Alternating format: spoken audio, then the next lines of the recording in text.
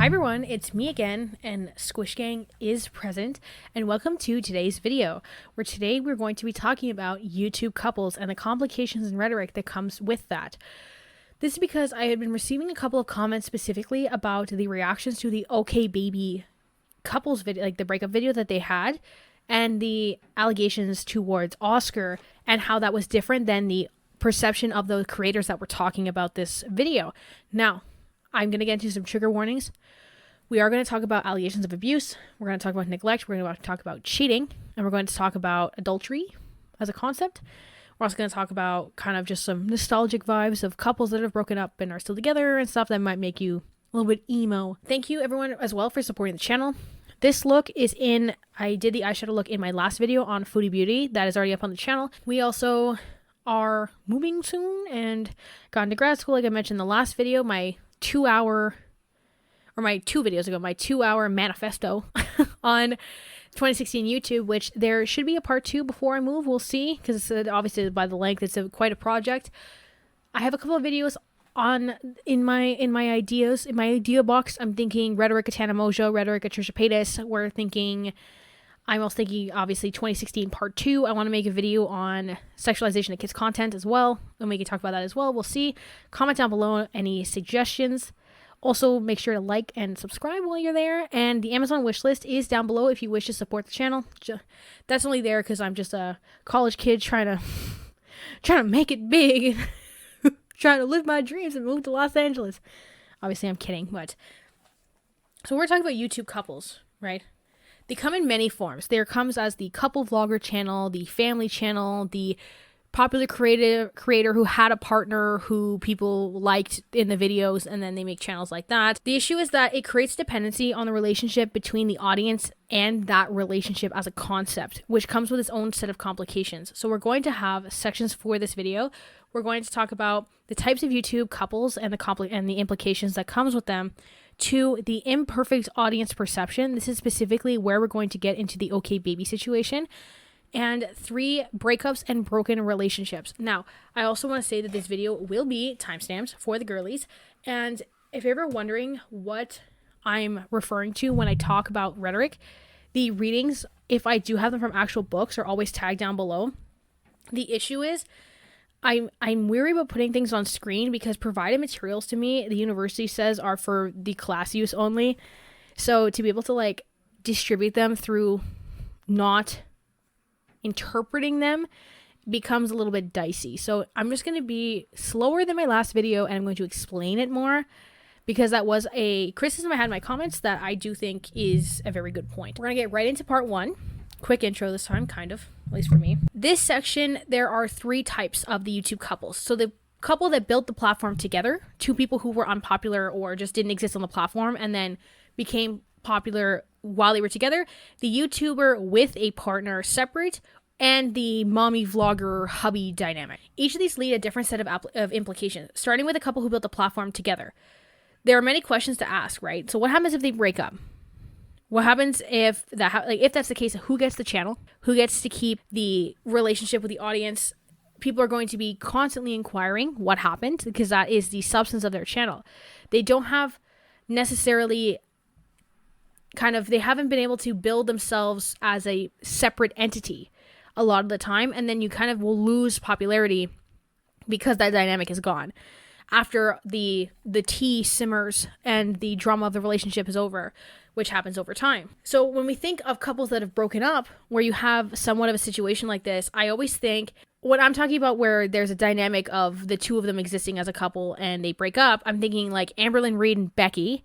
So Amberlynn Reid, I have a whole video on the rhetoric of Amberlynn Reid. She had a partner named Becky, who goes by they, them pronouns, and Becky started a channel themselves after they and Amber broke up, and they moved to outskirts of Kentucky or whatever, and Becky does not do well in their videos if they're not talking about Amber, or they're not talking about like some sort of like thing that people think they can get tea out. And that's kind of an issue, is that Becky's whole existence on the platform is based off of being in conjunction with Amberlynn Reid, which can kind of create a toxic cycle as well, because you're stuck in that association with someone that you wanted to separate yourself from. So when you're thinking about that as a concept of how to build your own platform, you kind of need to be an individual, which is why, like, my boyfriend pops up a couple times here and there, but I'm definitely not trying to build a platform off of us being a couple, because if the relationship were to end, I want to be able to exist without being berated on the idea of that relationship. But even then, sometimes you still get a lot of questions about it. Particularly when I think of this, I think of the YouTuber Samantha March, who got divorced from their husband they had been with for 15 years. Not married for 15 years, but they've been together for 15 years. They got divorced about this time last year. And a lot of Samantha March's questions and comments were related to that divorce. And when you look them up, a lot of the time, one of the first results is you look up Samantha March and it says divorce. So even when you don't build the platform with your partner, sometimes you just can't escape it. I'm also thinking of a couple that was famous in their own right that got together, which in this case would be David Dobrik and Liza Koshy, which this became like an outpouring of sadness from the entire internet, which I think inflated the relationship as it existed, and they still get questions about it years later, especially now with people realizing maybe a little bit more about David Dobrik's actual character. It kind of calls into question what the relationship was like in the first place, which is another dynamic that you have. Is there's this constant idea of a dichotomy, like a separate existence, where one of them had to have been bad and the other had to have been good. Two things can't really exist at the same time. So this came into place with David Dobrik's quote-unquote cancellation last year, because now all of a sudden people are like, what happened with Liza? What did he do to Liza? Gotta check. Same thing with Amberlynn Reid and Becky, of course. Amberlynn Reid is one of the villains of the internet, it seems. And then we're thinking like another couple, Jake Paul and Erica Costell, Jerica. That one was a whole interesting dynamic because they built their whole platform off of children looking up to them as a couple, with a relationship that didn't even really last that long and existed through Jake Paul's attempted redemption arc by the likes of Shane Dawson. We'll get into Jake Paul and Erica Costell later, because this is kind of an interesting dynamic in the grand scheme of my thesis regarding this video. So even when we talk about couples that are together, right, I had my little intro thing at the beginning. We have Jenna and Julian, who Julian has his own career, which, if I'm not mistaken, would not have really been like this if without Jenna Marbles. I don't remember Julian being any sort of public figure beforehand. Because of my time getting online, I was never like a huge Jenna Marbles stan. I'm also just not super into the type of content that she made. I'm not saying it's bad at all, by the way. It just wasn't my, like, what I was really into. I like videos more like this, which is why I make them. So if I'm wrong about that, please let me know. But when I poked around, I couldn't really figure out, like, anything about Julian being any sort of public figure prior to their relationship. And then you have Zoella and Alfie Days, which is definitely like the high school sweetheart OG type of relationship on YouTube. They've been together for a long time. Now they have a little baby. Looks really cute with Ollie. Oh my god. Okay, I don't like babies. Oh god, it's just a cute little baby. Anyways. And then you have, of course, Shane and Ryland, where Ryland became a point of access to Shane Dawson when Shane Dawson was on his hiatus. And some people say that, well, Ryland was famous before Shane Dawson, because like Ryland was on this like YouTube tea news show type thing. I would say not really. I think like Ryland definitely built his career off of Shane Dawson. So these relationships became a particularly, like, a lot of these relationships create a particularly problematic atmosphere when kids are involved in the audience, because they often look up to these couples as a kind of point of stability that they may not see in their lifetime. The couples, especially when there's a difference in how famous one is compared to the other, if we're talking about likes of Ryland Adams, even Julian with Jenna Marbles, I guess Zoelle and Alfie are probably pretty equal. I don't really know. I wasn't into YouTube when they were really popular. When you have a couple with one person being more famous than the other, it creates a dependency on producing couples content as a way of seeing the other person.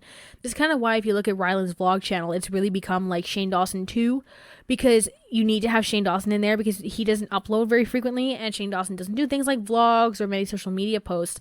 So there's like kind of that point of access that exists with Ryland solely, rather than being able to see Shane through other avenues on his own social medias and platforms. So now we're going to get into part 2, which is we're going to talk about something called Terministic screens. This is by a rhetorician named Burke. I always say last names when I do that because that's how I always cite them. which is annoying because I forget to put their first names, and then I don't want to dig through all my notes while I'm recording to find them. But regardless, we're going to read an excerpt from Burke's work regarding what's called a terministic screen, which says the following. When I speak of terministic screens, I have particularly in mind some photographs I once saw. They were different photographs of the same objects, the differences being that they were made with different color filters. Here, something so factual as a photograph revealed notable distinctions in texture and even in form, depending upon the color and filter that was used for the documentary description of the event being recorded. So when I want to put this into more layman's terms, or just kind of in a way that like is relating to the topic at hand, each perception of a given situation is different. When looking at a different so-called lens of something, personal experiences and signs are picked up through the idea of the individual seeing it. And through those perceptions will derive a certain opinion. In this aspect of rhetoric, I'm thinking of the OK Baby breakup video. Because there were so many different perceptions in like my comment sections that were reflecting on it compared to the majority of the reaction content I had watched speaking of that video. So for those of you who don't know, OK Baby is a family channel that recently featured a breakup video. And there were a whole bunch of kind of reaction commentary, videos saying like cringiest breakup video ever reaction. Ethan Klein reacted to it. Nick is Not Green reacted to it. Hassan Piker reacted to it. Moist Critical reacted to it. Those are like some of the bigger videos that watched it, bigger creators that watched it, along with like I would assume dozens of other streamers. It was like a whole genre that existed for like a week on YouTube. So funny enough, those videos gave me strong 2016 reaction video energy, which like I said I've mentioned before. I'll tag that video down below, I guess, because I'm gonna keep referencing it seems. But that idea of like finding some sort of like weird kind of subset of YouTube or issue on YouTube and then making like cringe reacting video, cringe, ew, disgusting.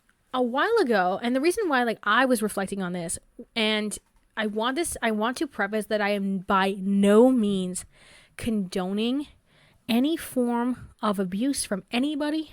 I am not condoning any actions that allegedly had occurred, but I do need to kind of bring up an aspect of rhetoric relating to a topic that's sensitive to explain that I think the way that people have approached this is a little bit outside of the realm that you would like it to. I talked about Nick is Not Green a while ago. I talked about him in my Gus Johnson video because I wasn't going to make a video, and then I saw Nick is Not Green tweeting about it, being like, Gus Johnson's apology video is trash and appalling, and I was like, oh man, if this has created such a reaction with somebody that I like their content, I like them as I like them as a creator, not as a person, because I don't know him as a person, but I want to see what's up. And then when I watched the Gus Johnson video, I was like, okay, girl, this is, oh my god. When I saw that, as soon as I saw that it was 4 minutes, I cracked out my iPad, started taking notes. But regardless, in that video, I received comments talking about how I should be condemning Nick regarding how he was siding with Oscar in his reaction video to OK Baby. Interestingly enough as well, though, not pointing out that people like Ethan Klein and Hassan Piker had done that as well. However, so they were talking about how like allegedly Oscar was abusive, and that is why Kyra. So they were saying that like Oscar was the one who was abusive, and all these people were making the wrong comments about this and were not addressing it properly, and they should make a correction. Some are alleging that Oscar was abusive. I will say, through watching that video again, that doesn't necessarily come through on the video. And this is relevant when we're talking about things like terministic screens. Because also, I have to say allegedly abusive in this case, because I did look around. I Googled Oscar OK Baby abuse allegations. I went through the Twitters. I even looked it up on Twitter as like a set of terms. I couldn't find it. And I don't want to make claims like this just based off of comments that I had. So links are on in the comments. If you have anything, let me know and I'll pin the comment. So when researching for this video, like I said, I kind of went around and looked on Google. I looked on Twitter. I tried to look through Reddit. Try to find like where these allegations were, and I unfortunately couldn't really find anything. I just found a tweet by Kyra saying that people were throwing the word abuse around too loosely, and that if that were the case, she would have left a long time ago. Now, take with that what you may, because she could be hiding, Oscar could be lying, nobody really knows. Links are on the comments. If you know where anything is, please show me, but I can't make claims like that based off of just comments that I'm getting in my comment section. Because when you look at the video and you think of the Terministic screens through somebody like Ethan Klein, Hassan Piker, Nick is not green, they could be viewing it from the perspective of a boyfriend whose girlfriend was really done with them and the hurt they might have had in their past. You can kind of look at the idea of the body language used in the video and how it was kind of bizarre. And I agree that it was kind of weird looking at it at the time. So when you're kind of thinking about this through the approach of a Terministic screen, you can't really take a whole bunch of prior knowledge or knowledge that is not necessarily easy to obtain and presume that it's general knowledge given that these differences in perceptions. Am I saying that this would forgive Oscar if he were to be abusive? Not at all.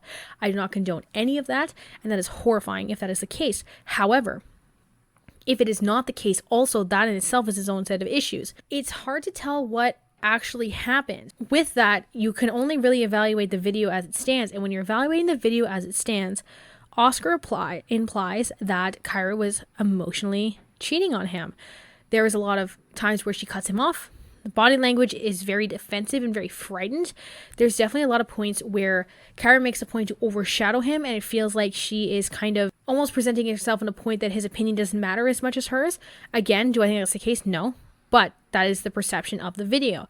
Terministic screens are an instantaneous thing. Like, as I mentioned before, the concept of the photograph. You're looking at it as a photograph, as a snapshot. Because recall that the internet is just a snapshot of people's lives. Now, what makes this relevant when we're talking about things like YouTube couples is that relationships are an incredibly complex and nuanced topic. And to try to boil something down like a relationship to a snapshot presented online is going to have to result in something such as a Terministic screen, because it has a term in which it is evaluated on and a set of systems of perceptions, opinions, and experiences of the people involved that will make a viewpoint on it. That is why a lot of people are often overtly criticized or under-criticized, because people make an assumption of what they know through the lens of a parasocial relationship, for example. So with things like the presented snapshot or the editing, the conversations, the body language, the shot, it looks like Oscar was somebody who was trying to make it work and Kyra was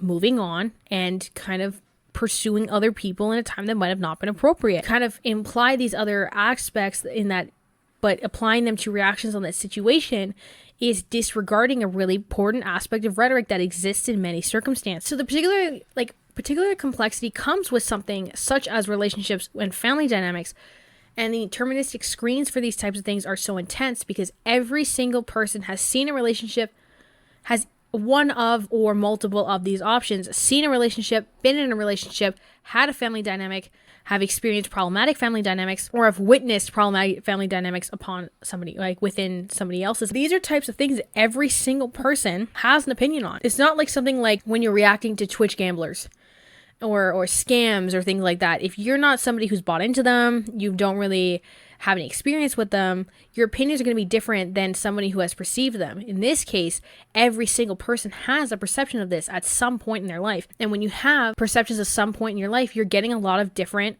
and if we're going to use Burke's analogy, a lot of different filtered photographs. Of course, this idea spans far beyond Okay Baby. If we go back to Amberlynn Reid, for example, the dynamic with Becky and how people were making a lot of kind of claims about how the relationship was, took clips of videos, but then Becky was like, well, no, it wasn't really like that, and has been faulting about how they feel about Amberlynn. This is, again, that kind of snapshot ideology that people have to view through, and then with those snapshots have to kind of make their opinion. Because now we're going to go into part 3, which is breakups and keeping broken relationships.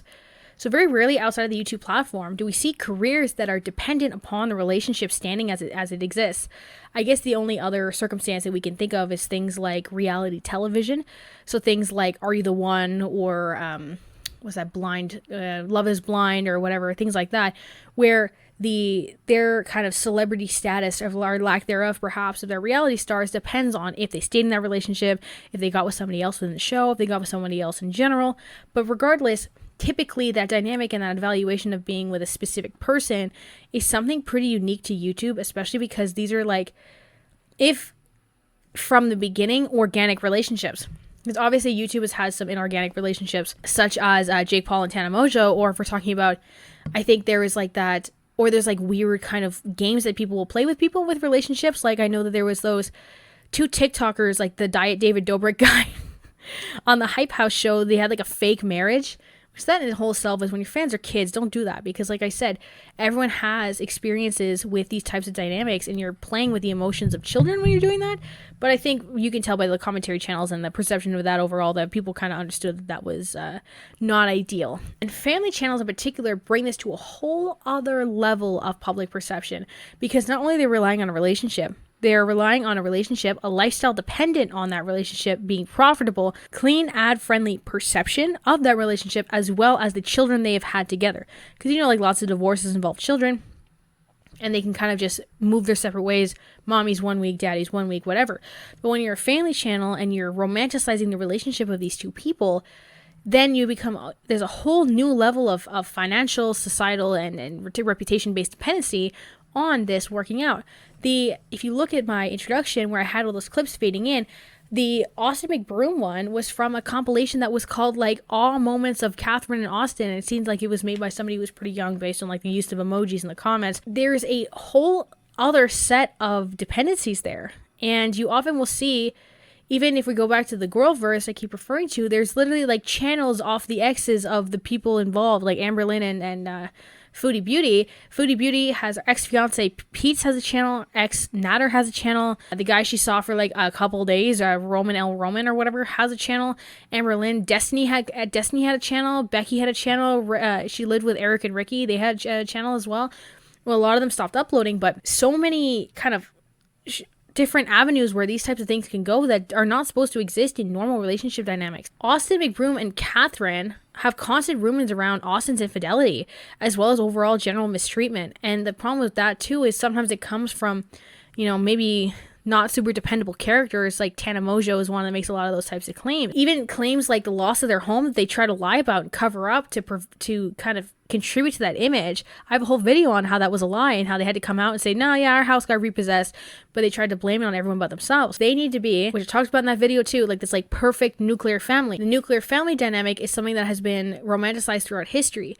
I know even in the Canadian education system, that was something that was taught to people as an ideal, that you were going to get married and have 2.3 kids and have a job. The dad works only, and you have the home, and you're heterosexual, and that is it. They're pushing ideals and keeping these relationship dynamics intact for kind of this insane amount of wealth and fame. I think personally, if this was a regular relationship where, let's say, like maybe it was just Austin McBroom with a basketball career, because that seems like where that would, and Catherine would have been a model or something, that this relationship would have ended a long time ago. Even thinking about Jake Paul and Erica Costello, for example, they marketed the relationship like a product.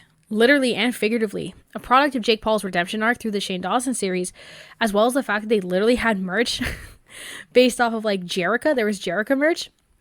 The relationship did not involve children directly like Austin and Catherine McBroom, where they have their kids, but it did literally involve profiting off of children through the sale of merch and tours and profit from AdSense to the channel.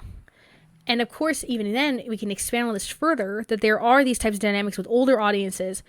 And there's like incredibly sad and inescapable breakups. And when I'm thinking about someone like Blair Walnuts and their ex-fiance Nick, because especially when they're couples that organically grew together and one or both of them gained YouTube success while being a couple, that kind of caused another set of problems, because let's say popular videos on our channel, maybe even their best video has to feature that person, and do you want to lose all the money of potential viewers later? Do you want to kind of try to wipe everything from the channel and have everyone ask questions? Because when we think about Blair Walnuts and Nick, I remember I had to unsubscribe from her because there was all of a sudden she felt like it seemed like she was constantly partying and drinking. She lost a lot of weight and became kind of sporadic in a way, and I wasn't ashamed of her or anything by any means. I just was not in the mindset to be able to see content like that, because of that sinking feeling was something that was resonating with me in a kind of negative way, and I just didn't know how to process it anymore. When we're thinking of someone like Blair Walnuts, it's Nick made a channel and they blew up together, and they were like kind of like a power couple, and they were able to like do all these things together beforehand, and he stayed with her while she was gaining success and everything. And she took a really long time to be able to address it, and I think she only addressed it on like an Instagram live. You can see how it affected her, but because of the type of job that she had, she just kept trying to keep pushing. But when she was in such a bad mental state, it became prevalent and deterred people. So again, these relationships have such complex nuance and after effects and ways that they can deter people. And with this new kind of social media dynamic, this is a way of existing that we've never had to exist before. Remember too, I watched a video, it might have been a Young Dumb Honey Bun video or whatever, but she said like we're in history, we were never supposed to know this many people. You're not supposed to know thousands of people or interact with thousands of people at a time and all these different perceptions flooding into something. Terministic screens are supposed to be limited in their reach and limited in their viewing, but with things like social media, these things expand. You know, even one of my videos that doesn't do the best still has 5,000 people watch it. Never before would you know 5,000 people or interact or have your opinions and your thoughts pushed out to 5,000 people in a way that they can respond back and forth to you, unlike something like literature or written works. In conclusion, perspectives that perhaps do not represent a concrete objective is something that cannot really be avoided when talking about nuanced and real topics. So when people will get things wrong or make assumptions that might not necessarily be founded when they're talking about really nuanced topics because of the presentation of snapshots of this reality. And I do think there's an element of audience responsibility to not jump on their personal terministic screens in application to those that they're perceiving. Your opinions and what you've seen are not necessarily representative of what other people are viewing. And there should just be a level of sensitivity when approaching these types of topics. However, I am still saying that there should also be creator responsibility to admit bias, evaluate personal perceptions, view that they don't know everything about that situation, and be willing to encompass conversations like these. If we're going back to what I was talking about, Nick is not green, I said, if that's the case, I denounce that behavior, and I do not think that is right. The thing is, again, though, I cannot definitively support this in the way that I want to because I don't really know what's happening. And when that happens, I tend to try to step back and leave things silent because I need to be able to kind of gather my own grounds, because I don't want to do something like the Slazo situation that happened a couple of years ago, which I can make a video on that whole thing too if you ever wanted. Even though I don't like Turkey Tom as a creator, I liked his video on that one if you do want to watch that. And sometimes, to close, sometimes a concept such as rightness is not something that is tangible as one may like. And unfortunately, that is a reality of life that we kind of all have to sit with. So with that, I'm ending a little bit more of a serious video, but nothing too crazy. And I will see you guys around. Bye. Oh, you don't like girls that are tatted? Take me off the roster. Take me off the fucking roster.